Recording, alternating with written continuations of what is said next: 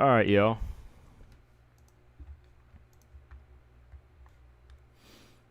All right, back with another live stream. Feel like it's been a minute again. I guess because I'll be busy, man, and I'll be taking care of business, man. By the time I get back on, I'm like, dang, I feel like I've been away from the channel for a minute, but maybe like a few days. But yeah, man. Welcome back to another live stream. Y'all.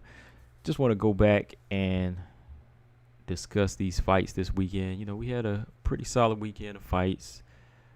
Going back to PFL on Friday, Bellator.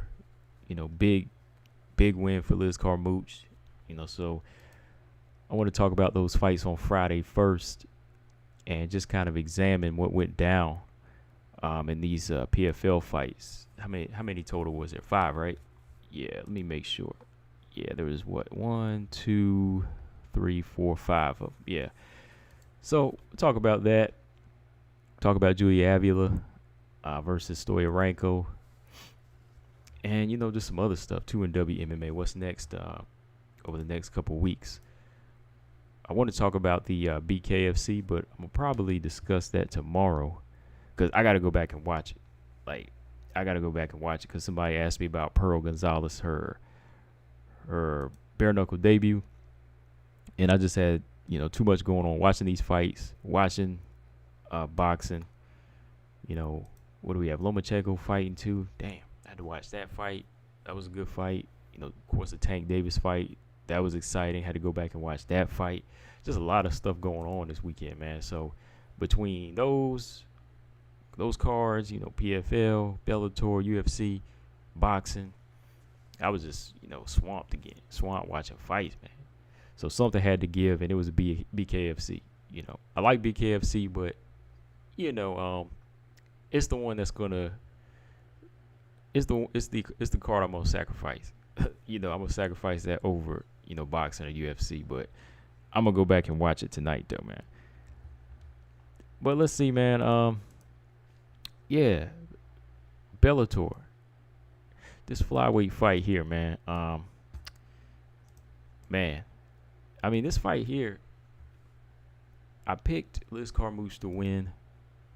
I picked her to win this fight, but not in this fashion. You know, that just shows you what it shows you two things. It shows you what Liz Carmouche could do if she really, really, you know, sets down on her offense and really gets into that kill mode. But it also shows another thing that I talked about in a post-fight analysis I did for Conor Watanabe. It shows you the I can't sugarcoat it, the awful defense that she has, man. Let's be real. Like, Conor Watanabe's defense is non-existent. What she considers defense, what her team considers defense as far as, you know, trying to deflect shots is not defense. You know, so going back to her fight against Alejandra Lara and the performance she put in that fight, you know, I said the only thing that really saved her was her clinch game and her wrestling. You know, that was the only thing that saved her against somebody like Lara, but because Lara was putting hands on her. So after that fight, you know, if you go back and listen, I'll tell you, you know, straight up, her defense has a lot of holes in it, and it just takes the right opponent. It's going to take the right opponent to lay her out, you know. And I didn't think it would be Liz Carmouche. For real, I didn't. I didn't think Liz Carmouche had that type of game plan or that type of power to just go in there and knock her out the way she did. That just shows you, again, the lack of defense there. If the head is there, you know, anybody will take that opportunity. And Liz Carmouche, I think they studied her. They did their homework, and they knew that all it was going to take was a few straight shots down the pipe. You know, just take a few straight shots down the pipe, and they're going to get her out of there. I mean, right from the jump, you could see Liz Carmouche's body language. It was much more assertive. She was much more assertive. She was coming forward, sitting down on her punches. She was taking that more stationary stance where she was going to walk Watanabe down. Took a few shots. Watanabe got hit in the inside leg. up by the thigh got hit. And she got Liz got a reaction out of her. As soon as she cracked her with that inside leg kick, that was some shots that Laura hit her with as well. I could see like the reaction there. So Liz just stormed forward, put the 1-2 down the middle, straight down the middle. And I was like, dang, this girl's about out already. I was like, that's all it took was a straight shot down the pipe, and she was gone. Into the fence, and Liz Carmouche just fired off another barrage. And I'm just looking at the clip now, like Kana Watanabe's defense, like I talked about in my post-fight video, is horrible, man. Like, you just can't stick your arms out and try to swat these punches away. Like, stop trying to swat these type of strikes away like they're bees or something. You see her, like, the barrage is coming, and instead of like tightening up her defense and shelling up or trying to clinch, her whole demeanor is panic mode. It's like trying to swat these punches away like they're bees, like I said. So why you trying to swat Liz Carmouche coming around the side, cracking you in the face until you're out of there? So it was just a bad execution as far as stand up for Kana Watanabe, and it really shows that they're not working on it. They are not working on her stand up game. 35 seconds. That's all it took. 35 seconds for Carmouche to get her out of there. I mean, the fight was so quick. I mean, breaking it down is going to take longer, but I'm just kind of looking at it now. Because the thing is, like I said, man, like these wrestlers, I know people always talk about boxers. Boxers need to have a ground game when they come into MMA. Well, wrestlers, grapplers, they need a hand game. They need to have hands as well. I think that Kana Watanabe's team was so confident in what she can do with her physical strength, they haven't really worked on her defense. Dodging shots, dodging strikes. That's not a real big part of her game plan, is to get fighters down. Let me pull this up here. Which leads me, which we'll talk about here in a minute. I just want to talk about the fight a little bit more. I'm going to talk about the rankings too as well, because I discussed it in another video too about Kana Watanabe shooting up the rankings like this. I thought that was just like disrespectful to all these other flyweights in the division. All these other flyweights that have been laying down the work and fighting their way through Bellator's flyweight division, and all of a sudden she shoots up there. Oh, no, we'll talk about that. But looking at Liz Carmouche, like I said, her whole demeanor was different than what I predicted. I predicted Liz Carmouche to go in there, piece Kana Watanabe up, but really just fight a cautious fight. Just stay on the back foot, side to side, maybe pick her apart. If the stoppage came, it came. But I didn't see her just going in there and laying her out like this, or knocking her back and just finish her on the fence like this. Like, that just shows you, like, again, Kana Watanabe, she's just taking full impact strikes. Head's not moving. If the shot is coming, it's more like she braces herself. You ain't supposed to brace yourself. Big shots coming, slip it, try to throw a glove up to block it, and there's no type of benefit. There's nothing beneficial of you taking a big shot head on like that. If it's coming and you see it coming, you got to react to it. You got to react. And Kana Watanabe, her reaction is just the wrong thing. I mean, you can see the picture right here. Head's on the line, straight right hand coming down the middle. She's in that southpaw stance, and boom. Oh man, I'm just playing it back a couple times. So I don't know, man. That's my best recommendation. If I could give a fighter like her some advice, Kana Watanabe, I'd be like, look, it's about time for you to get the right boxing coaches, right striking coaches in there, and you guys need to work. You need to get some work in. You need to start working on that defense, and start learning how to mix it up. You really have to learn how to mix it up in this game, man. Because like I said, we always talk about Clarissa trying to grasp her jiu-jitsu and her wrestling. Well, shoot, fighters like this, Kana Watanabe's what, 10-1 now. She came in 10-0. You know, she's a fighter that, you know, it's no excuse that your defense looks like this. You know, your defense really should not be looking like this. All right, let's see. Oh man. And as for Carmouche, you know, I give her credit for this. You know, everybody, we kind of been hard on after that Valentina Shevchenko performance. You know, I expected a little bit more from her in that fight, maybe to be a little bit more aggressive and use her strength in the Valentina fight. But I think she's really been, you know, going in here and putting together a good string of wins, trying to showcase that she's more than that. You know, that she should have been more than that night, you know. Let's see, she's on a 3-0 win streak now with Bellator. So, and this time around, she wanted to come in here and make a statement. She said she wanted to go in there and get the knockout, and she got it. You know, like I said, she knew it was there. I mean,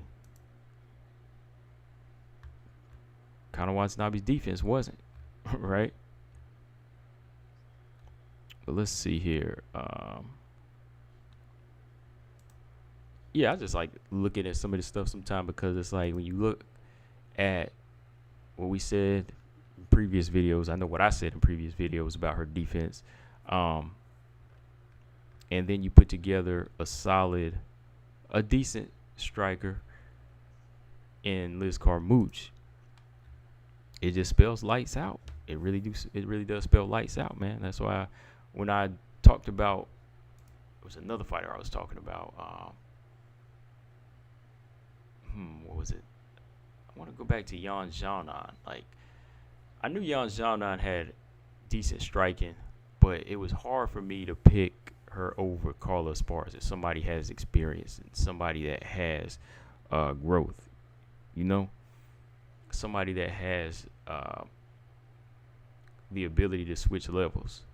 You know, I think that it's a similar type of situation where, you know, you got fighters just sticking to one strength all the time, you know, being one dimensional, man. Oh, Marcus Bell, what's going on? You know, when you stick to one dimension, it leads to that early grave. Like I always say, man, it leads to that early grave. And somebody like Conor Watanabe at 10-1 in Bellator, and then you shoot her up to number 3. I don't really I shouldn't be expecting somebody like her to get finished in this fashion and look that what's the word? Almost pitiful when it comes to blocking shots. Like, I've never seen fighters on this high level just kind of flail their arms out like Conor Watanabe did. You know, even when they're hurt, like, first thing you do is like a turtle, you shell up. You know, you get rocked in boxing, you shell up. You get rocked, you grab, you hold.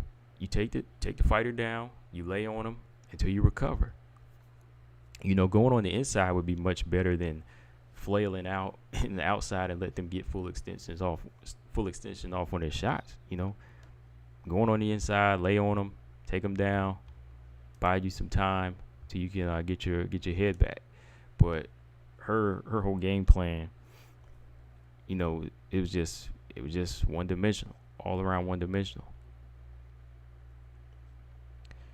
And yeah, let me talk about this too. Her rank. I mean, come on, like, Conor Watanabe made her not UFC but Bellator debut back in 2019 when she took on Alara Ioane. She won that fight. And of course in 2020, much like most of the Bellator flyweights, they were all chilling. You know, they were all on the back burner. You know, with the pandemic going on, Coker wasn't really scheduling anything. On top of that, they were just really, really inactive. Maybe like a card here or two. But other than that, you know, they weren't really scheduling anything. So she went that whole year without a fight. Comes back in April of 2021. Takes on Lara and wins a split decision. And with that win, how did that shoot her up to number 3? right? Like that's the question. Like, how did that shoot her up to number 3? Let me pull these rankings up here. Bellator flyweight rankings. I mean, I don't know if they changed it yet, update, but somebody tell me, how did Conor Watanabe, with only one fight in 2019 and just the whole year 2020 off, shoot up to number 3 over Denise Kielholtz? Let's see here. Yeah, they haven't updated. Yeah, so I'm looking at the old ranks here. So they don't have the number 10 listed on this one. So number 9, you have Valerie Lareda. Then you number 8, Hannah Guy. Kate Jackson, 7. Vita Arteaga. Number 6, then Laura was 5. Kielholtz is 4. That's why I just don't get. Kielholtz is 4. And Denise Kielholtz is 6-1 in Bellator. Okay? 6-1 in Bellator. Conor Watanabe is 2-1. Before this, she was 2-0 in Bellator. Then you had Liz Carmouche at number 2, which, no, I won't say she's over Denise Kielholtz either. No, I can't make that argument. But Liz Carmouche should definitely be over Conor Watanabe, but Denise Kielholtz should be over both of them. Kielholtz should be over both of them. And Conor Watanabe should not even be number 3. I think she should, with only 2 fights in Bellator, she should be lower. So I don't know why they had pushed her into this fight with a former UFC contender, top level contender, bantamweight, and at flyweight, a veteran in Liz Carmouche. Why would you put Conor Watanabe in that fight? Why would you even shoot her up the rankings off a split decision over Alejandra Lara? That's why I don't understand. Stamina, what's going on? That's why I just don't understand. Like, what's up with these rankings? It was like, were they trying to hype her up? I know she was undefeated. She was 10-1, but I mean, come on. Like, I go back and look at her resume. She had a lot of fights with, the Deep Jewels organization and Rising, of course. That's where she was. That's where she laid ground. That was her home, Deep Jewels and Rising. But coming into the UFC, coming into Bellator, I think that's just disrespectful whenever you have a fighter like Denise Kielholtz, who, what did I say? She is 6-1, right? And I think she's finished like 5 of her opponents. And 2 or 3 of them were top 10 fighters. How is Denise Kielholtz not number 1 contender going by, or number 1, number 2 contender under Ilima McFarland? Like, yeah, she's getting the title shot, but she should be up the rankings. And Conor Watanabe, with only 2 fights in Bellator, should be lower. I think they try to push her too fast. That's what it all comes down to. Pushing her too fast. The minute she came in against adversity versus what she's faced in Deep Jewels or Rising, this was a totally different look. The fighter she was fighting over at Deep Jewels didn't pose a type of threat like a Liz Carmouche. I think that's obvious. I looked at some of her past fights. Her physical strength could dominate. She could dominate with that type of style, but Liz has that type of strength. She has that type of strength, but she also has that type of striking. That next level striking. And Watanabe, again, worst of all, no defense. 0 defense. So hopefully when they update these rankings, maybe she'll fall like 1 or 2 spots. Hopefully they don't try to put her in there again with somebody like, let me say, don't tell me they'll try to put her in there with Ilima McFarland or something. I mean, when they try to hype fighters up, you can expect them to do something crazy like that, But as for Liz Carmouche, she did what she was supposed to do. She's the veteran. She went in there, closed the show in 1 round, exposed the defense early, put on some offense that I think we've all been waiting to see from her. So for her, I think Ilima McFarland would be a good choice for Liz Carmouche. And they fight the winner of Velasquez and Keelholz. I mean, what do y'all think? I mean, that makes sense. So Velasquez and Keelholz throw down next month. So winner of that fight faces the winner of McFarland and Carmouche. I don't know, man. I'm looking at Liz Carmouche over Ilima-Lei McFarland. I think Liz could win that fight. Honestly, yeah. I'm gonna have to go with yeah. I think Liz Carmouche got the physical strength. I think she got the experience. She got the resume that McFarland. She hasn't faced that type of competition that she has. BJ, what's going on? But who else we got on this list here? Conor Watanabe. Let's take a back step, man. Like, she's 10-1. Let's put her in there with Arteaga. That's the type of fight she should have been in there with, y'all. Like, what's going on? Like, that's the type of fights Conor Watanabe needed. Like, why are they trying to throw her in there up the rankings and push her over Keelholz and even push her over Lara? I mean, in my opinion, Lara won that fight, but that's another story. But she should be fighting somebody like Kate Jackson. Kate Jackson is always a good test. Arteaga, if you sleeping on her, she will finish you. So she needed those type of tests. Like Arteaga, her striking got a little bit better. That would have been a perfect test for Conor Watanabe's defense. And hell, I think I got Vita winning that fight. I think Vita Arteaga would win that fight. Honestly. Yeah, same here, BJ. I thought Lara won that fight. Because Lara was banging, man. Lara came in there looking, ready to go. She was hitting with some big shots. She was putting her punches together. I was impressed. But I was not impressed with Watanabe outside of her strength was one thing, but I wasn't impressed with her stand-up. No. I don't like her stand-up at all. I'm just looking at some clips as we talk now, and I'm just like, yo, what's going on, man?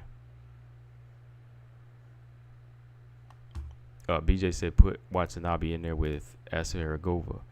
That's a good test. Give her Asveragova. Shoot.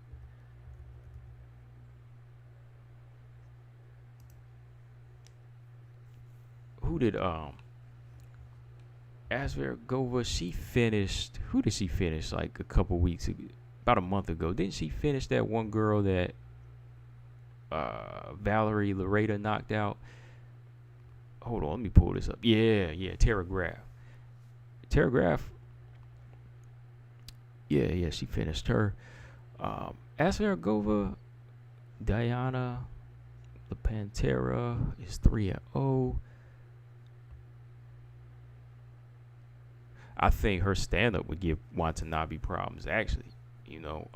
If Diana could use her stand-up to the best of her ability, yeah, she'll get her out of there, man. She might get Watanabe out of there because she's a little bit sharper. She's sharp. I think all it takes is a sharp shooter to get that type of fighter out of there, man, for real. Yeah. But yeah, man, we can move on. Let's talk about this PFL card a little bit. I'm just not impressed with the rankings of Bellator. I mean, that goes for UFC too. Sometimes their rankings can be a little bit out of whack. Watanabe's got to go back and work. She got to fight down the ladder.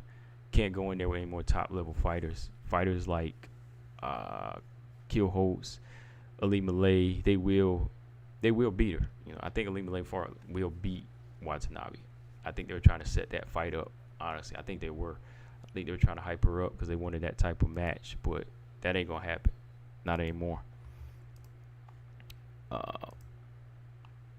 Let's see.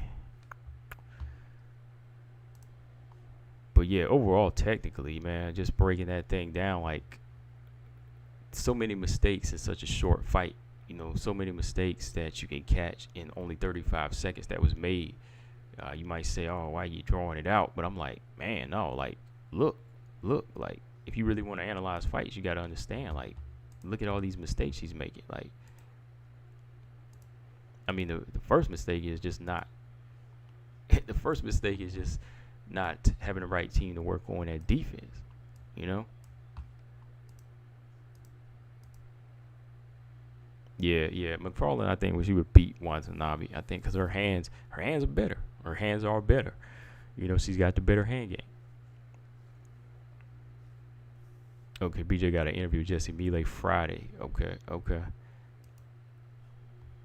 Featherweight contender Jesse Melee. Okay.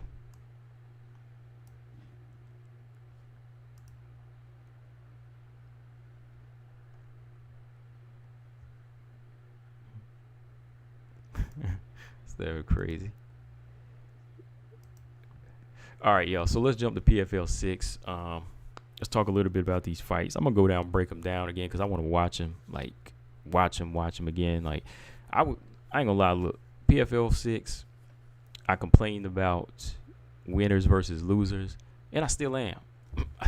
Man. I'm kind of like, why? Like, why are the winners fighting the losers? Like, I thought the purpose of beating your opponent the first time was to fight the winner. You know, I thought the winner was supposed to fight the winner in PFL, right?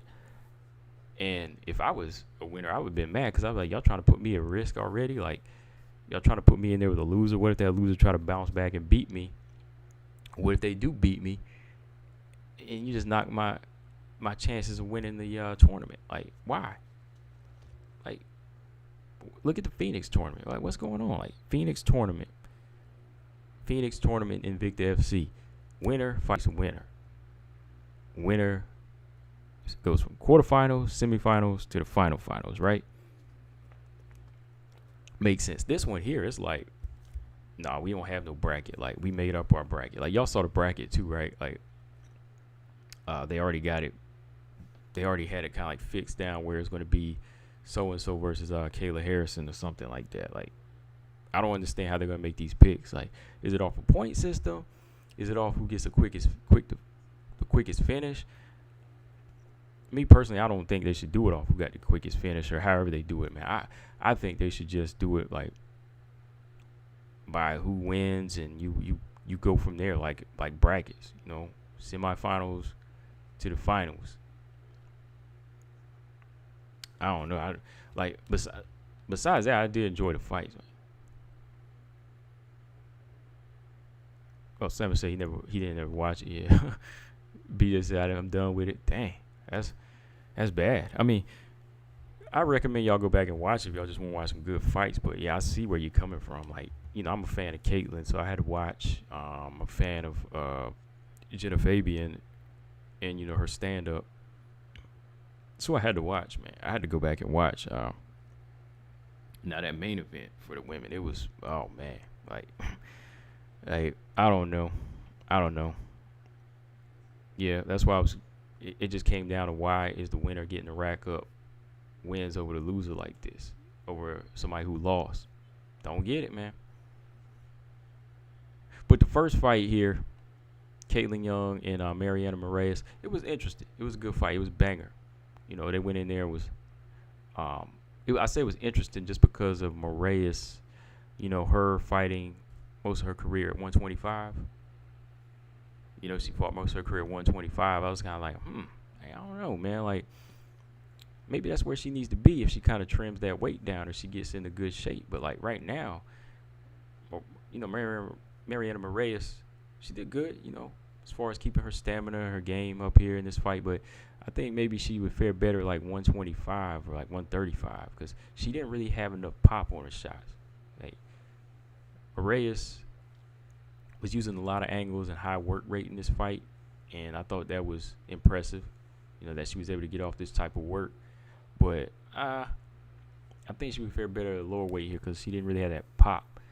Caitlyn did. Caitlyn was throwing down. Like, Caitlyn was much more surgical with her shots, you know, throwing off the good head kicks, landing the better, sharper punches in my opinion, but the work rate was high. Like, I'd say I gave her the second or third round.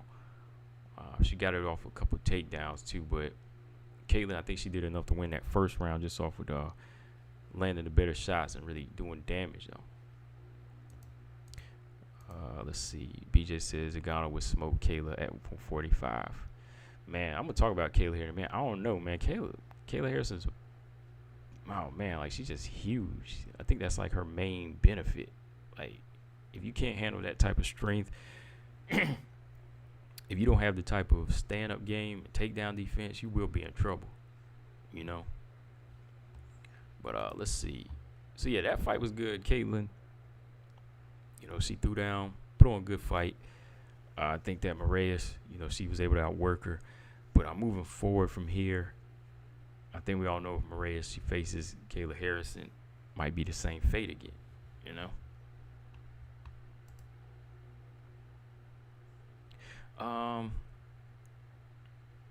Yeah, hold that thought, Stamina. I'm gonna talk about that in a minute, man. I'm gonna talk about that. You said, did she get messed up pretty bad? Yeah, we'll talk about that. Hold on. We will talk on that. Hold on. All right. So, Marianne Moraes, she got a split decision over Caitlin Young. Could have gone either way, in my opinion, as well. Depends on what you're really looking at. I think she did do enough. I think she landed like over 200 strikes. Not the hardest strikes, but she did throw work in, and she got a couple takedowns. Who else? Who else did we have? We had these Amazons fighting too, man. I'm like, whoa, these girls is huge. I mean, this fight here, like this pretty much describes this fight here between Taylor Godardo and Laura Sanchez. Y'all know Taylor Godardo is like 5'6", and Laura Sanchez is like 6'1". Like, this girl's tall, man. Still really has to get used to working her height. Still really needs to really know how to use her height and her front kicks and jabs. You know, she needs to really needs to find someone who can really work her craft, build a craft for her body. You know, I think that height's going to go to waste if she continues to get bullied like that. Kind of like Megan Anderson. You know, when Megan gets down to the ground, that's it. You know, that's it. Like, yeah, like I said, this picture here describes the fight. Shout out to Taylor Godardo. I mean, it was a good grappling match. Like, she just utilized good grappling, good IQ. Didn't want to stay on the feet, take the risk of eating the jab and getting pieced up on the outside. So she went, shot in every round for those takedowns. You know, which is what you're supposed to do on a taller fighter. You know, she did a good job using overhand right, land her overhand right. Anytime that Sanchez tried to get it going, take it straight down to the ground, and this is where they were. She was in the guard working, just putting her strength on her, showed who's a stronger fighter. You know, height's nothing when you're on the ground. You know, height doesn't mean anything when you're on the ground. Like, that's what I'm saying. When you're a tall fighter in MMA, y'all are all the same height when you get on the ground, man. So Taylor Godardo pretty much dominated this fight, all in this position. Like, Laura Sanchez got to work. She's got to work on her back. For real. Let me see. Cole said Kayla Harrison's looking pretty good. Talk about one-dimensional fighter. Dan Wall is the poster child. Damn. He said, yeah, Colton against Cans. 2B said, I know I'm in the minority, but I really just don't have any hate or dislike for Kayla.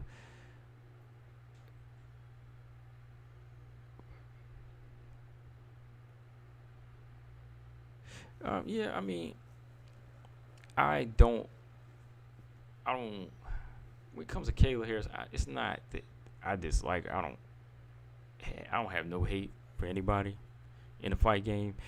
I think it may be her choice of words, like thinking she's better than she is, you know? Like, I know you're supposed to think highly of your style, highly of your skill set, two beasts, but I don't know, man. Like, I'm going to give her a chance to grow, but calling out Nunes and Cyborg, you know, that's not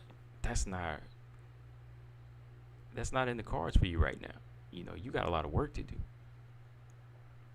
Like I said, like Kayla's good on the ground. Her judo helps her out a lot. She's getting better with her jiu-jitsu, but it's really that physical strength that makes her this dominant. So she has to work. Like, don't worry about these powerful players in the game like Nunes and Cyborg. Make your own legacy. Like, I don't like hear her talk all this game when it comes to those type of fighters. Like, now she's strong, yeah. Is she decent? Yeah. Is she developing? Yeah. Is she great? No. Not at all. She's not great at all. Like, she thinks she's great, but great is something I attach to names like Ali, Great names you attach to Amanda Nunes, so they earned it. And Kayla's, like I said, I'm dislike her, but still. To be said, people with a lot more experience, and she's been running through them. Yeah, it depends on who it is, though. Like Mariana Moraes, she beat her mostly a career flyweight. Cindy Danois, she's a little bit. What's the word with Cindy Danois? She's just doesn't have that type of strength. She's a little bit small. She can fight at featherweight, but she looked tiny in there. I think it was Jason Rose asked how big that I think Kayla Harrison would be when she come in there. I told you 175 pounds. She looked like it, Oh, yeah. BJ said, how am I going to have Manon, Taylor, and Miranda down there? Hold on. Oh, man. Like, never mind. It's attached. I can't make it bigger right now. Hold on. But let's move on to the next fight here. Laura and Taylor Goddard. So Taylor Goddard dominated, like I said. Hold on. Let's go with. Yeah, this was a good fight. I don't know, Stamina. You need to go check this fight out if you haven't. Like just to see a good knockout. You want to see a good knockout? Here we go. Jenna Fabian and Yulia Payek. Yeah, that's it. Yulia Payek knocked out second round. I didn't see it coming. I was like, yo, Fabian's got this, good. She has this like poised stance about her. I like her striking, but I knew she could have probably like hurt this girl and finish her, but the way it happened, it was just like came out of nowhere, man. She caught her with that big head kick, and she rocked Pagic, and she went into the fence, and then she caught her with that left hook and just dropped her. I was like, wow. And Pagic, that's 2 times, knocked out by Pacheco with the left hook combination, and now she gets knocked out again. And that's why I said when I saw this knockout, it woke it up in my mind again to say, like, why are the winners fighting the losers, right? Why are the winners fighting the losers in this thing? Like, they should be moving on. Like, Fabian should be fighting Caitlin Young, and Caitlin Harrison should be fighting, who's the other winner? I said Taylor Goddard, something like that. Like, she really looked out of her league in this fight here, because Jenna Fabian, much more sharper, much more assertive on her feet. She really just was planting her feet in this fight just to land the best shots, walking her down. Pagic was just on the back foot, and I think just by the body language, fighters on the back foot, they're not really looking to land anything big or counter, especially the way she was moving around this fight. So Jenna Fabian just took her apart. Body shots, kicks, straight left hands, until she finally pieced her up and knocked her out. So that was a dominant, easy win for Jen Fabian. Let's see, man. Yeah, BJ, that picture stays up here, man. It's gonna stay up here. Oh man, this one. Here we go. And Larissa Pacheco does it again, man. Larissa Pacheco scores another first round knockout. She showcases that power. And this Larissa Pacheco is a little bit different than the ones that fought Kayla before. I think she's really, really on a path of destruction right now. She's ready and willing to take on anybody. She's trying to destroy any of these fighters, man. That's why I'm like, I'm ready. You know, I don't know why they got to keep fighting these other fighters. Like, just make this fight happen. You know, Pacheco came in here trading with Kolesnik. You know, Kolesnik came out here trying to bang with, and I was like, oh, that ain't a good idea. Like, Kolesnik likes to box and bang, but you know, Pacheco, I think that power is just on another level. You know, I think Pacheco did a good job of really trying to smother Kolesnik early on, but as soon as it went out to like the center of the octagon, it was just a banger. I mean, right away, Kolesnik tried to rush in at Pacheco, and Pacheco just off the back foot, kind of like Nunes did Cyborg, you know, off the back foot. She was just throwing lefts and rights.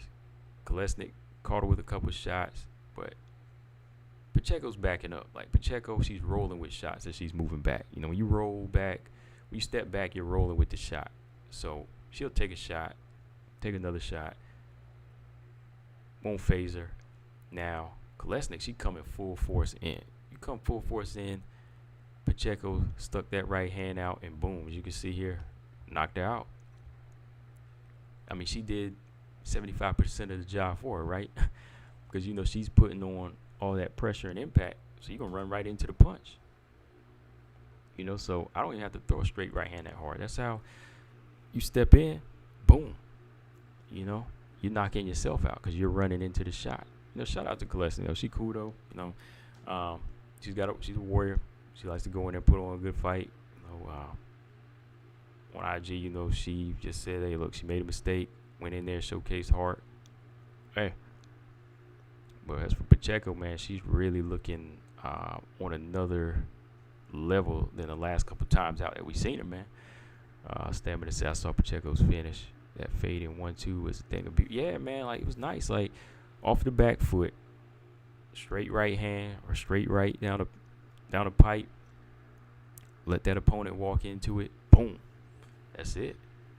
They walk right into it. Like, they're doing more of the job for you just by walking in like that. Like, she was rushing in. Like, she was swinging. Wow. So, as she was stepping in, she never saw it coming, and she was done. She was done. We said Kolesnik started to swing reckless. Yeah.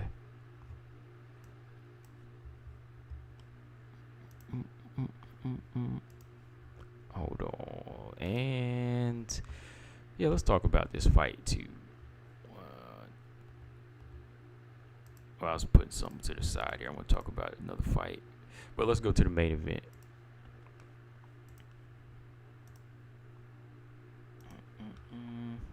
Let's get this main event. Kayla and Cindy Danois. So Stamina was asking a minute ago. Oh, hang on. There you go. What was he asking me, Stamina? He said, did Cindy really get effed up that bad? She wasn't competitive at all. So, no. Not at all. And it wasn't that she got, like, messed up, but I think I'm not sure if I heard her arm. I don't know if she got her arm dislocated or her arm was broke after the fight. Matter of fact, let's pull that up. But it wasn't competitive. You know, Kayla Harrison came in here looking like she was 175 pounds in this fight. I mean, way bigger than Cindy Danois. I mean, Cindy weighed in on fight, you know, weigh-in day at 152. She could barely make 155. Well, not barely, but, you know, she came in way under 155. So that shows you how small Cindy was. Kayla, she made the weight, comes in looking bigger, and right there, I could already tell, like, this size is going to be a problem. Because I know we talk about Kayla Harrison needing to grow as a fighter and her skill set, but, you know, Kayla really knows how to use her physical strength. Like, let's not lie. Like, that judo really helps her know how to turn her hips and throw that weight around. She knows how to keep her balance. Like, she has pretty decent balance. Like, very athletic, too. Like, very very good at being able to control even on the ground and just use her hips and her shoulders to break a lot of these submission attempts from a smaller fighter. That's why when I looked at this, as soon as the fight started, I was like, I don't think it's gonna go well. I really didn't think it was gonna go well. It did. One round, where I was saying that Cindy Danwall needed to get her striking going, use her jab and move. She was already in more of a defense position of going on the back foot, staying away from big shots right away. Kayla Harrison was reading the body language. Like I said, body language is something I've been really looking at lately in a lot of fights. And fighters, they're reading this. They're reading like positioning of feet, positioning of shoulders. How fighters might be kind of shelling up early, or they're kind of not cowering, but they're trying to stay away from what you bring to the table right away. Like if they know you have power and they're on the back foot, that they're avoiding. They're just trying to avoid you right now. They're trying to survive. And I think Cindy Danwall kind of went in that mode where, she was going to stay on the back foot, kind of ride the round out, get a feel out round. But Kayla Harrison came in, put the body kick on her, heavy body kick, good straight left hand down the middle. And Cindy kind of went in more so reckless and tried to shoot in for a takedown. And Kayla was in no position to be taken down. So as soon as she shot in, Kayla just reversed it. And she made use of the takedown and was comfortable in the guard of Cindy Danwall. Like I said, Cindy Danwall is a solid grappler. She's a solid grappler. She can submit you just like that if you give her the chance. But Kayla's body, her physique was really a big key in how she could break hold of these submissions. You need a bigger fighter or somebody just as strong as Kayla that can give her a run for her money. Cindy, no, she just doesn't have that type of she couldn't get that type of grasp. Like she tried to get her guard up, but no, the shoulders were just too high for Kayla Harrison. Kayla's just kind of like ragdolling a little bit and being able to switch whatever position she wanted. I mean, laying on her, ground and pound with one fist. I was like, this fight's about over, man. This is over. And then finally, she just went from a full mount, comfortable full mount, transitioned to an arm bar, and that was it. And it was, you could tell it was like a painful arm bar because like the way she extended, like Cindy was like tapping quick. I'm just trying to see if there was any damage done. So yeah, it was pretty much, like I think a lot of people expected. She just didn't have the size or the strength to deal with somebody like Kayla. Kayla's on the rise. Like I said, Kayla is still green compared to these fighters that she's talking about. She still has enough to beat these veterans that they're putting her in there with. They're putting her in there with the right veterans now, like Cindy Danwall. That's a good name. Mariana Moraes, though she's small, that's a big, that's a name with a big record on there that's faced a lot of fighters. Beating Larissa Pacheco 2 times, that counts for something.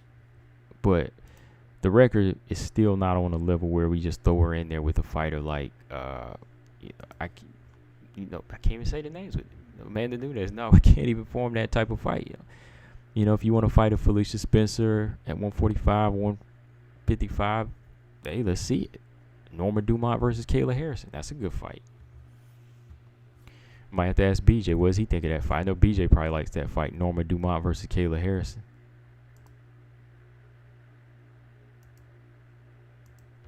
Yeah, Stamina, I agree, man. Like, Kayla's basically a juggernaut. That's the best way I can describe it. Like, I'm just describing, like, her physical, presence in her body. Like, she's good at using her weight, and let me put it this way. It might not even that she's really, really great at using it. It's just the fact that a lot of these other girls aren't used to it. Yeah, I guess something to think about. I was like, a lot of these girls ain't used to that type of that type of physique. So I was like, they don't know how to handle it. It's like whenever Ronda Rousey came into the game and, they were getting judo tossed around and just being thrown into an armbar this quick. Nobody knew how to handle that until you met Holly Holm. Like, Holly Holm solid stand-up fighter. You know, had the speed, had the athleticism. You know, they had the game plan to deal with Ronda Rousey. So it's going to take somebody that can handle this type of, like you say, juggernaut. You know, somebody can nullify the juggernaut. It's going to have to be like a Hulk or something. You know. And I agree. Like, I don't want to see bulldozing like this. Like, I can't call a fighter great when you're just bulldozing through, you know, this type of competition. You know, the mediocre competition. Yeah, you need to be in there with the level of fighter that we talked about in the past. You know, the grow with the Felicia Spencers, the Norma Dumonts, the Pam Bams, and so on. Like, that's the fighters you need to fight if you come back to Invicta, right? So it's just going to take the right fighter. And with that, since we talked about all the fights now, let's talk about who would give her the threat in this competition. Number one, we got to say, is Laura Pacheco. You know, Laura Pacheco has got to have the key by now. Come on, Laura Pacheco's got 2 fights with her. She's lost both of them, right? One was a close one. One was close. I think it was the first fight. I want to say it was the first, maybe it was the second fight. Larissa Pacheco put up a good fight both times, but by now she should have the key. She should know how to beat Kayla Harrison. I mean, this next level of, you know, power that she's been showing and striking, like, she's got to make this effective. Like, so she's the biggest threat right now in this tournament. Like, Larissa Pacheco, faced her 2 times. You should know her. You got the power. The strength has been developing. Yeah, she's the biggest threat. Jenna Fabian. I think Jenna Fabian has a style that could give Kayla problems. I think the only thing that I think would be trouble is if she gets taken down, or if she lets Kayla get a hold of her. You know, you got to be able to have that takedown defense. Like, I could see, George, what's going on? I could see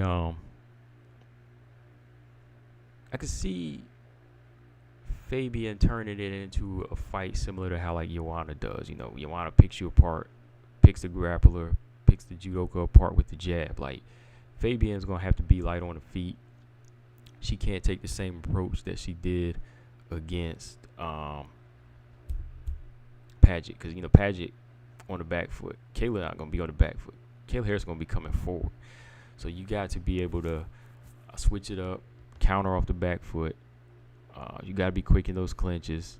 You know, Fabian's that Muay Thai fighter. You know, she's 6 foot. You know, she's got that height, that length.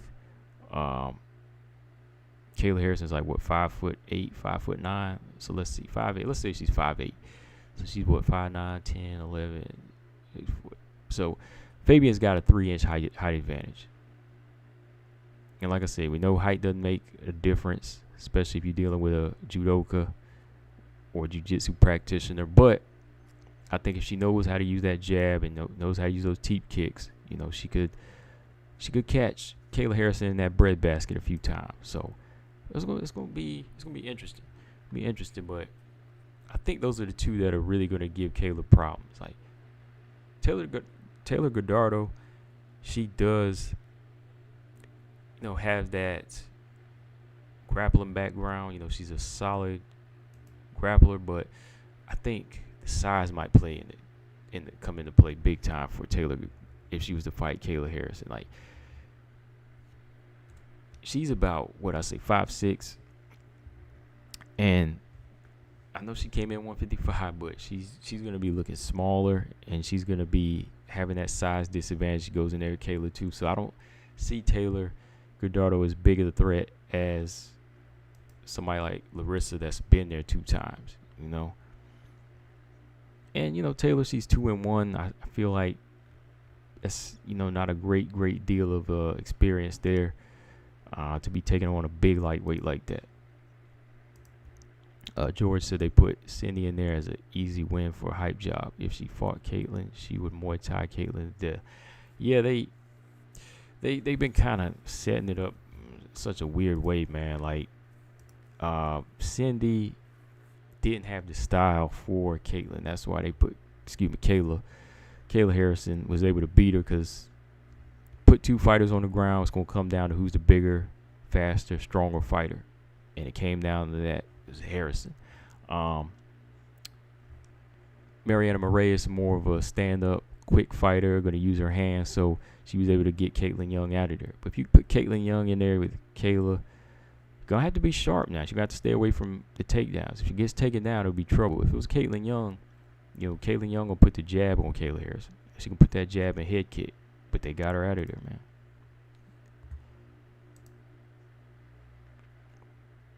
Pagic should be Shields' next opponent. Yeah, I was thinking about that. Yeah, George. Either Pagic, Juliana Payek. Yeah, Payek. They call her Payek. Yeah, either Payek should be Shields' next opponent, or Laura Sanchez will be good. Laura Sanchez, the other lightweight that was that lost to Taylor Guardado. She's like 6'1". She's a stand-up fighter. That would be a good one. So either Payek might be better though. Yeah, Payek would be good. And then Laura Sanchez. Those would be good names for her, because Laura Sanchez is currently 1-2. And she made her debut just last year in January. So, yeah, those are names that she needs. Yeah. So there might be other fighters out there for Clarissa Shields.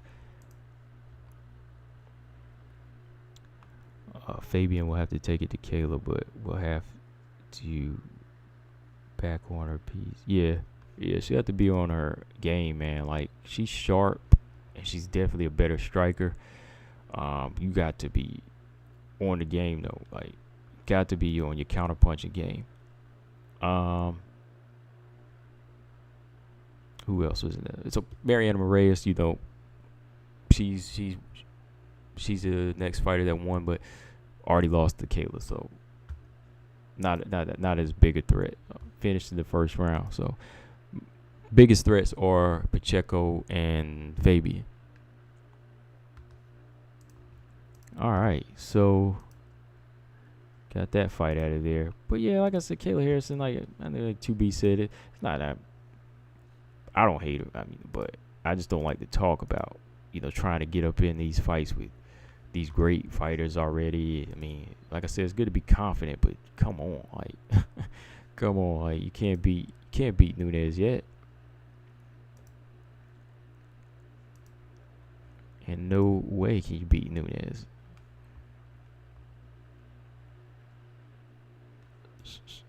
Okay, let's see here.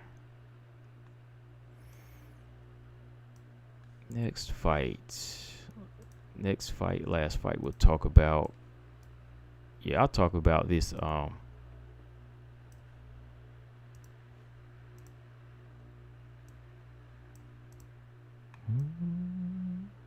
That's a big shot. I didn't know it was that big. This picture pretty much describes the fight. Next to the submission that took place, but this pretty much describes it. All right, Clarissa better stay her tail in the gym and not accept another fight this year. But she already got a fight though, Stamina, August 27th. Yeah, she got a fight lined up. All right, so I did my post-fight on this one, so I'll be brief with it with y'all. But let's talk about this one. What y'all think of this fight? Like, did y'all enjoy this one? I like this one. I like Avila and I like Stoliarenko. Of course, I think bigger things of Avila right now because, she's growing, working, slowly making some improvements. There's still a few things in here and there. I critiqued in my post-fight analysis, but I think Avila is a ball of energy that's she's just got this like ferocious tip about her. Like when the bell rings, she's ready. Like she's a fighter. But when when that next bell rings, she stops. She's smiling. When the fight's done, she's smiling. She's that type of fighter. But when the bell rings, she's a killer, man. Like kind of reminds me, like I said in my video, of like Danny Garcia. Like Julia Avila, her approach is about timing and throwing big punches. She'll get caught up in a firefight quick. Like, she reminds me of Danny Garcia, the boxer, stationary, not really big on footwork, but knows how to use pressure and timing and throws that hook and right hand with meaning, and then her front kicks, throw that in there. As you can see, her front kicks are beyond, like, just regular little kicks to knock you back. Like, she's not flicking them, she's like sticking you. She's stabbing you with these body kicks and face kicks. I mean, she caught Stoliarenko in the first opening seconds and knocked her back, and then just opened up in the first round with this barrage. And I saw, like, her eyes glaze over. I thought she was about to be out of there, man. Stoliarenko was like glazed over, man.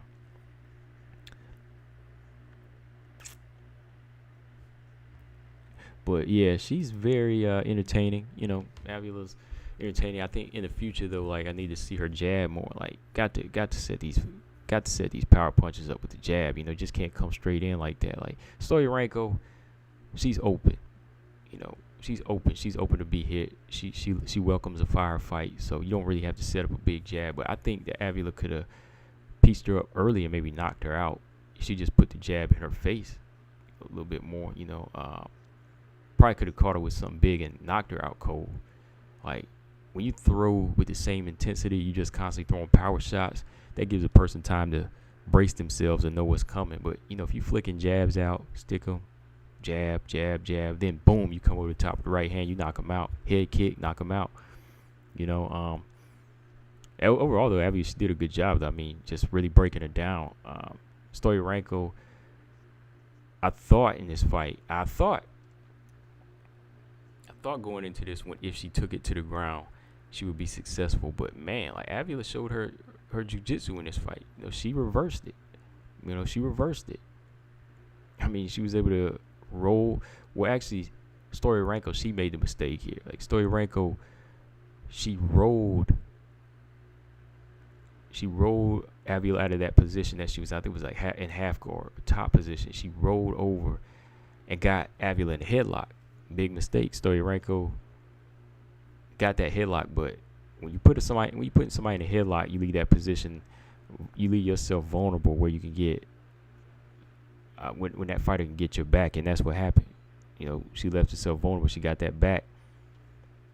As soon as she got out, she put the weight on her and just locked in that rear naked choke on her, man. So it was a overall good fight, man. It was just entertaining, man. Like, sometimes you need to see these type of fights, just like even if it wasn't like a big title fight, I just like these type, man. Like I see a lot of hunger in Avila. Still see some holes in there, but I see a lot of growth in there where her toughness makes up for a lot of her it makes up for some of the mistakes she makes in there.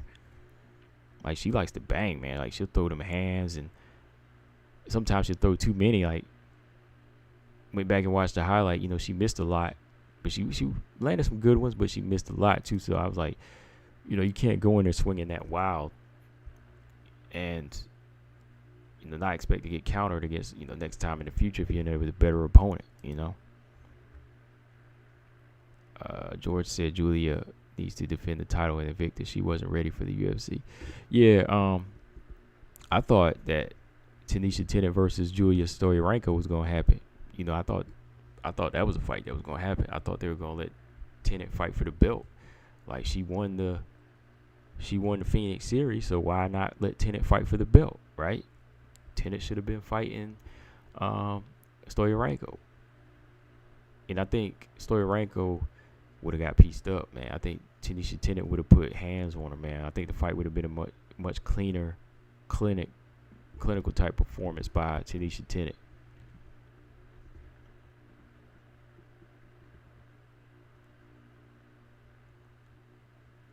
I thought she would get the bonus anyway. Like, why does she have to ask for it? Like, why does she have to ask for it? I thought she should get it anyway. I think she got the finish.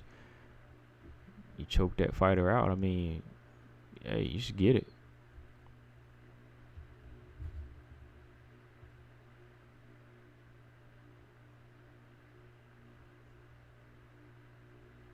yeah, I thought that since she got the finish, she should get the bonus. Like, really, she shouldn't have to ask. But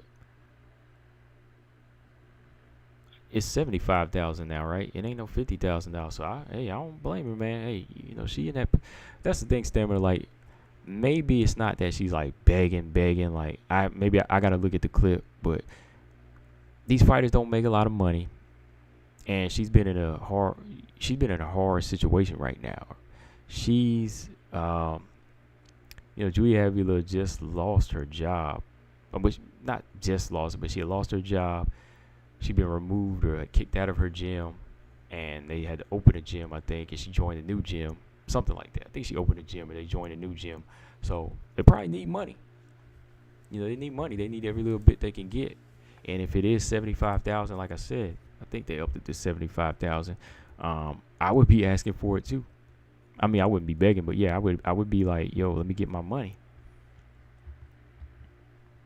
Yeah, it's 75,000, right? Let's see. The UFC upped the ante on its post-fight bonuses. Oh, that was for UFC 262 though.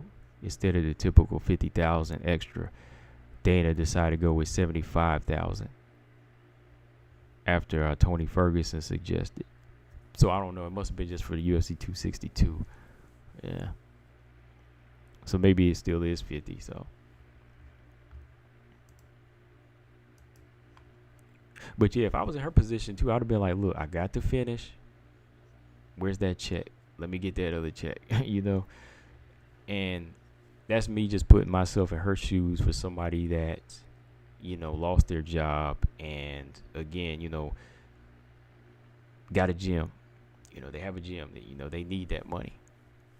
They need that money. I want every little bit that comes to me. I would.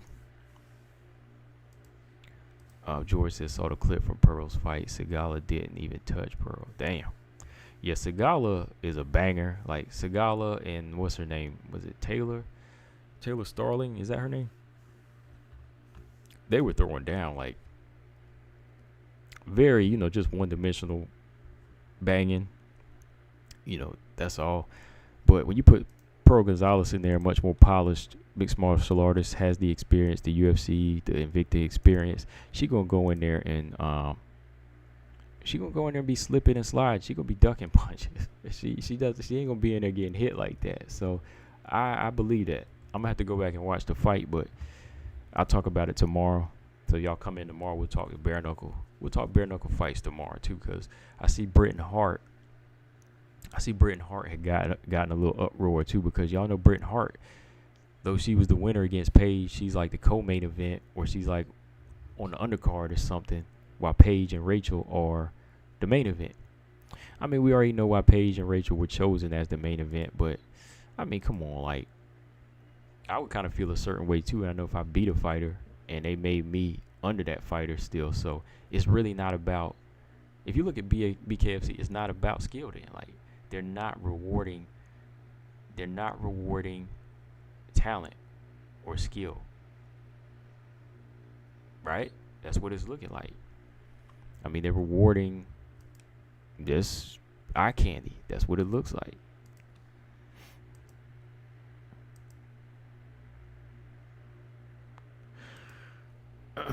Oh, so there's more to it. Okay, Stan. But like I said, I have not looked. So let me read. She's trying to rally fans on social media to pester Dana as well. I understand her need, but in the history of ever, it's almost never gone to the person that asked for it. Yeah, that's my thing. Like, I didn't think you have to ask for it. Like, really, I didn't know why she had to ask for it. I thought she should have got it. I thought everybody got it when they got it. Like, there was like one night, a couple of nights where everybody just happy because it was like, yeah, we getting this bonus. We went in there and got the finish. But yeah, like, as far as like getting the fans, yeah, like, that's a little out there, because we can't only do so much. Like, Dana just ain't gonna pay us attention. Like, that's not our fight there. I mean, I'm on here now and I'm saying, yeah, he should give her one, but like, I can't just hit him up on his social media and He probably ain't even check if, if like all her followers did it.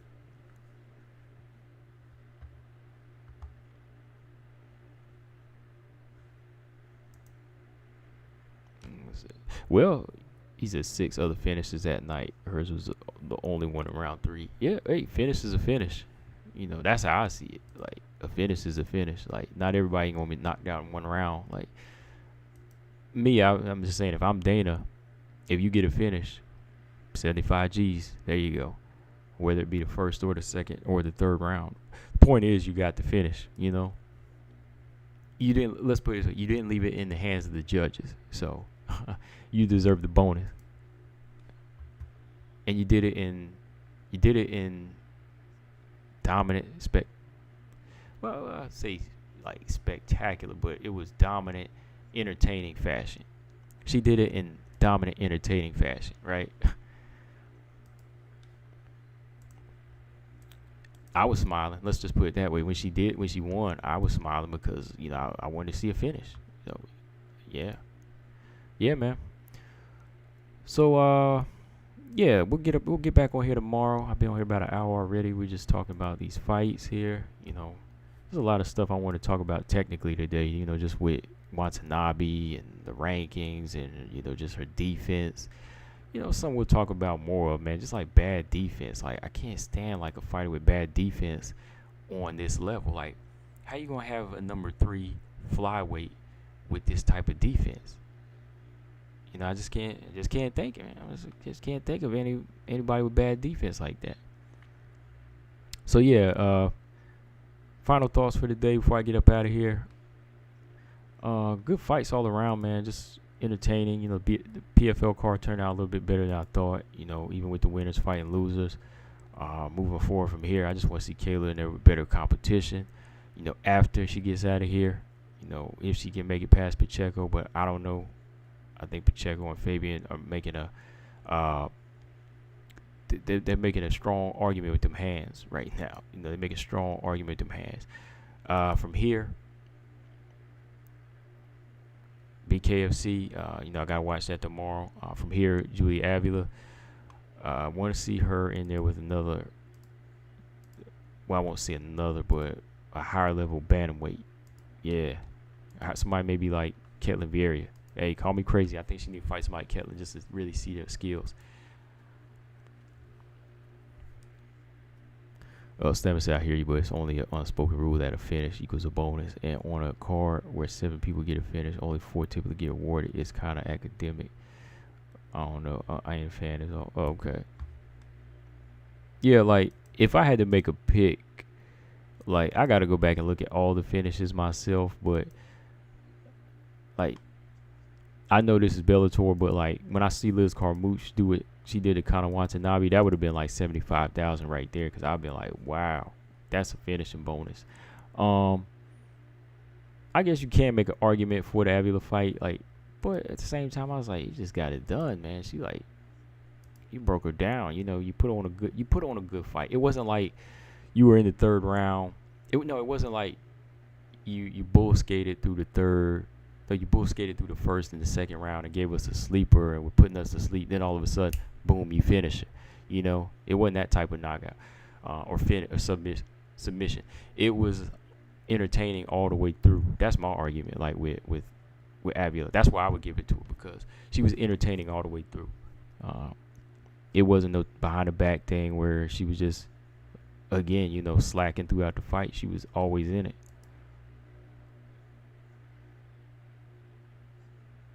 Yeah, man. Liz went 8, bro. Yeah, she went 8. But what else, man? I'm about to get out of here. A few more minutes. What else is going down? No UFC this weekend. But I'm gonna come back on and we'll talk about some upcoming fights tomorrow, and we'll talk about this BKFC fight and the future BKFC fights, because I want to talk about Britain and her comments. I know Britain made some comments about the Paige and Rachel fight being main event, so I understand how she feels. Maybe I'll get her back on if I can. July 19th is their card. Yeah, maybe I'll see if I can get her back on. We'll talk about that, man. That's interesting.